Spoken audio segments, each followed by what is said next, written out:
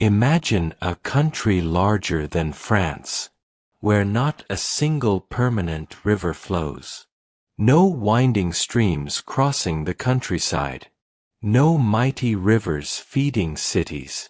No great waterways connecting one region to another. Just endless stretches of sand and rock beneath one of the hottest climates on Earth. By every measure, such a place should have struggled to support life. Yet for thousands of years, people not only survived there, they built thriving communities.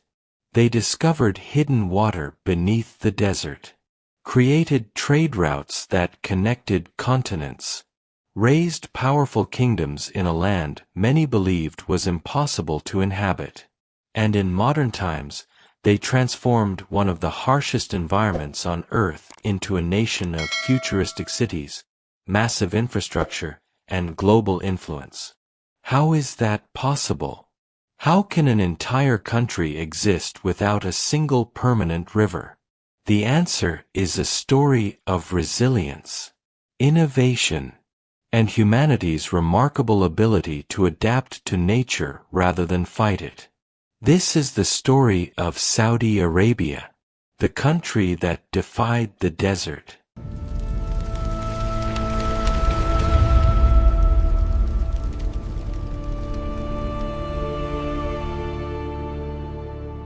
Saudi Arabia is often described by one surprising fact. It is the largest country in the world without a permanent river. For many people, that sounds almost impossible. After all, throughout history, the world's greatest civilizations grew beside rivers. Ancient Egypt flourished along the Nile. Mesopotamia developed between the Tigris and Euphrates. The Indus Valley civilization depended on the Indus River. Even today, many of the world's largest cities stand beside rivers that provide fresh water, fertile land, and transportation. Rivers have always been one of nature's greatest gifts. They nourish crops, support wildlife, supply drinking water, and make long-distance travel easier. So what happens when there are no rivers at all? That question defines much of Saudi Arabia's history.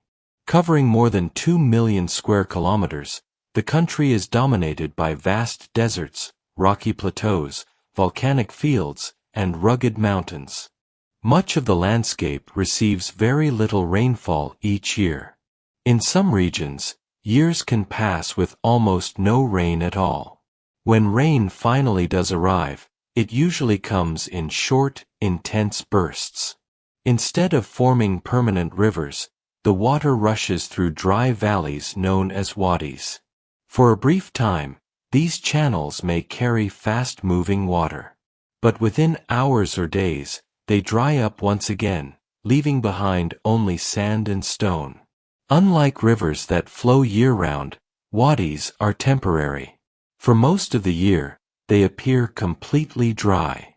To someone unfamiliar with the landscape, they may look like ordinary valleys. Yet during rare storms, they can suddenly become powerful torrents before disappearing just as quickly. This unpredictable pattern has shaped life in Arabia for thousands of years.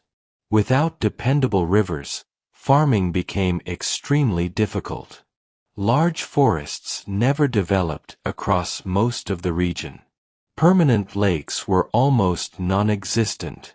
Many animals and plants that depend on abundant fresh water simply could not survive. At first glance, it seemed like a land where civilization should never have flourished. Yet despite these harsh conditions, people continued to live here. Generation after generation. They crossed the deserts, raised families, built settlements, and gradually learned something that outsiders did not yet understand.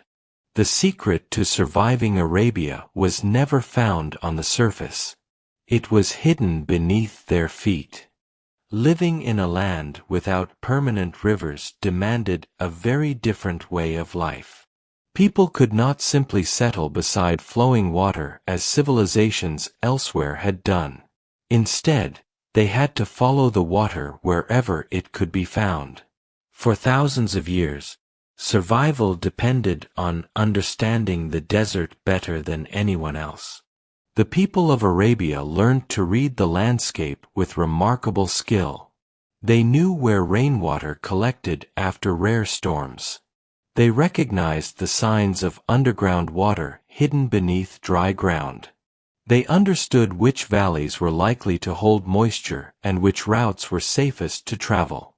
This knowledge was passed down from one generation to the next. Many communities became nomadic. Rather than remaining in one place throughout the year, they traveled with their herds of camels, sheep, and goats, searching for grazing land and precious sources of water.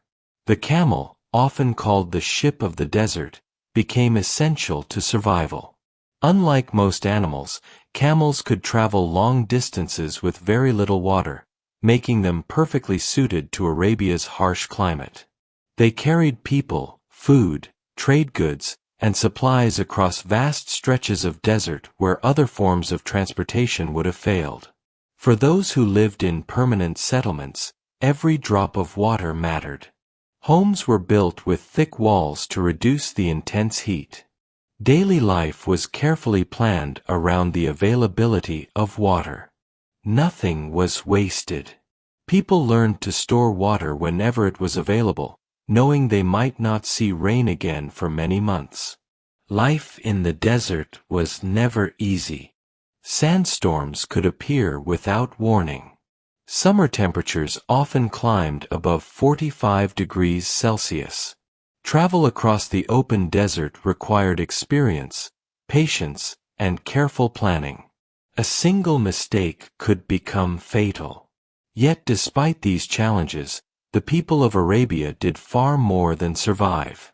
They adapted.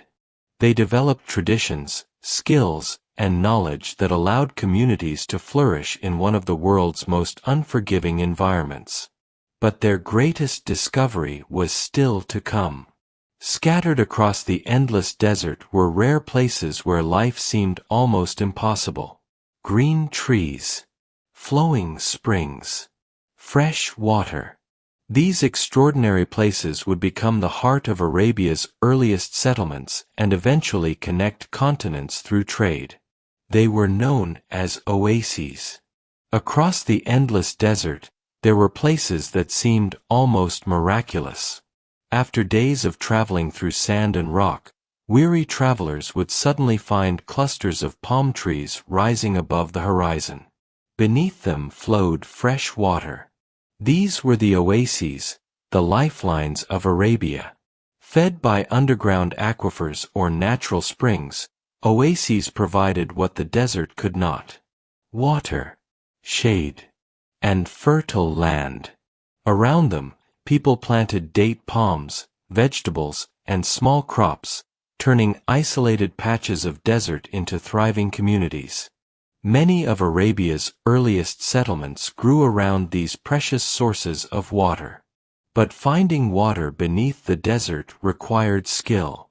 Over generations, people learned where underground water could be reached. They dug deep wells, some extending dozens of meters below the surface. Maintaining these wells became a community effort because everyone understood that their survival depended on them. Without them, villages simply could not exist. These scattered oases soon became more than places to live. They became stopping points for merchants crossing the Arabian Peninsula. Long caravans loaded with spices, incense, silk, gold, leather, and precious goods traveled between southern Arabia, the Mediterranean, Africa, and Asia.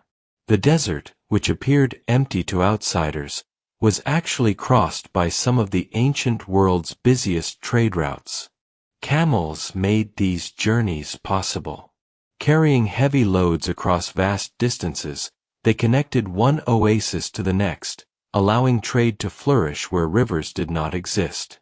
Among the most valuable goods was frankincense, a fragrant resin highly prized in ancient temples and royal courts. For centuries, Arabian merchants transported it across the desert to distant civilizations, bringing wealth to many oasis towns. Some settlements grew into important trading centers because every caravan needed water, food, and rest before continuing its journey. The desert had not isolated Arabia. Instead, it had turned these wells and oases into gateways connecting continents. Over time, these trade routes carried not only goods but also ideas, cultures, languages, and religions across the region. The knowledge of surviving without rivers had allowed Arabia to become far more than a barren land. It had become a crossroads of the ancient world. Yet centuries later, an even greater transformation awaited the peninsula. A collection of desert communities would unite to form a single nation, one that would face the same harsh environment but dream of a very different future. For centuries, life across the Arabian Peninsula revolved around tribes, oasis settlements, and caravan routes. People adapted to the desert, but the land remained divided. Then, in the early 20th century, a new chapter began. In 1932, after years of campaigns and negotiations, King Abdulaziz ibn Saud unified much of the Arabian Peninsula and established the modern Kingdom of Saudi Arabia. It was an enormous achievement. But building a nation was only the beginning.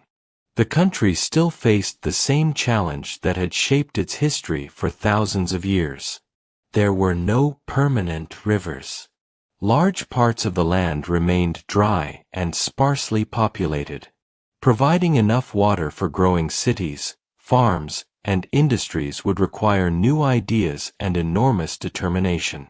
The government invested in roads, schools, hospitals, and infrastructure, connecting regions that had once been separated by vast deserts. Communities that had relied on camels for transportation gradually became linked by modern highways. Ancient caravan routes gave way to roads carrying cars and trucks across the peninsula. At the same time, engineers searched for ways to make better use of underground water stored in deep aquifers. Wells became larger and more advanced, supplying growing towns and agricultural projects. Farmers adopted modern irrigation systems that used water more efficiently than ever before. Life slowly began to change. Cities expanded. Businesses grew. And communities that had once struggled with isolation became part of a rapidly developing nation. Yet everyone understood that underground water alone could not support Saudi Arabia forever. Aquifers take thousands of years to refill, and many contain what scientists call fossil water, ancient groundwater that is not easily replaced. The country needed another solution. One that seemed almost impossible. If rivers could not bring fresh water to the people, perhaps the sea could. Saudi Arabia is surrounded by two vast bodies of water, the Red Sea to the west and the Arabian Gulf to the east. The problem was obvious. There was water everywhere, but it was salt water. For centuries, it could not be used for drinking or farming without first removing the salt. Then technology changed everything. Saudi Arabia invested heavily in desalination, a process that converts seawater into fresh water. What once seemed impossible gradually became reality. Today, the country operates some of the largest desalination plants in the world, supplying millions of people with clean drinking water every day. Pipelines carry this water hundreds of kilometers inland, reaching cities that have never been connected to a river. It is one of the greatest engineering achievements in the nation's history. At the same time, Saudi Arabia has continued investing in water conservation, efficient irrigation, wastewater recycling, and new technologies designed to reduce dependence on underground aquifers. Modern cities have risen where endless desert once stretched. Skyscrapers now stand alongside landscapes that receive only a small amount of rainfall each year. Projects once thought impossible have become reality. Yet despite all these achievements, the desert has never truly been conquered. It still demands respect. Water remains one of the country's most precious resources, and every drop is carefully managed. Saudi Arabia's story is not one of defeating nature. It is a story of learning to live with it. For thousands of years, people survived without rivers by relying on wells, oases, and ancient knowledge. Today, that same spirit of adaptation continues through science, engineering, and innovation. The country that many believed should never have flourished became one of the Middle East's most influential nations. Not because it had abundant rivers, but because its people found other ways to survive. Conclusion. History has often been shaped by great rivers. The Nile, the Tigris and Euphrates, the Indus, the Yellow River. But Saudi Arabia tells a different story. It proves that civilization is not defined by the resources a nation is given. It is defined by how people adapt to the challenges they face. From ancient desert travelers searching for hidden wells, to merchants crossing endless sands, to engineers turning seawater into drinking water, every generation found a new way to overcome the same problem. The desert never changed. The determination of its people did. Sometimes, the greatest miracles are not found in places where nature is generous. They are created where nature offers almost nothing at all. The next time you look at a map of Saudi Arabia, notice what isn't there. No blue line winding across the country. No mighty river flowing from one end to the other. And yet, millions of people call this desert home. For thousands of years, they survived with little more than determination, ingenuity, and a deep understanding of one of the harshest environments on earth. From hidden wells and life-giving oases, to ancient trade routes, to some of the world's largest desalination plants. The story of Saudi Arabia reminds us that human progress is not always about changing nature. Sometimes, it's about learning how to live alongside it. Thank you for watching. If you enjoyed this journey into history and geography, don't forget to like the video, subscribe to the channel, and turn on notifications for more untold stories from around the world. Until next time, stay curious.